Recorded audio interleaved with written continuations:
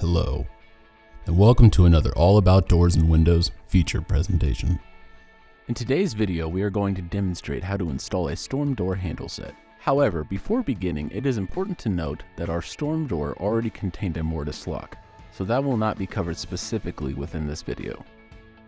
You will want to make sure that the mortise lock is installed before attaching anything else. After the mortise lock was installed, we attached the interior and exterior backplates and secured them to the storm door.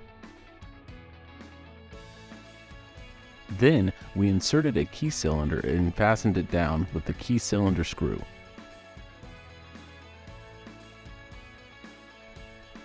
Next, we assembled the exterior and interior handles and inserted the spindle. Once the handles were inserted, we tightened the set screw on the handle with an Allen wrench.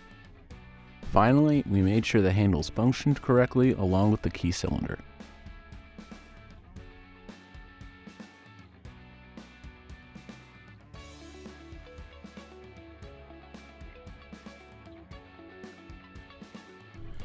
And hey, if you found this tutorial helpful, please remember to leave a like and subscribe.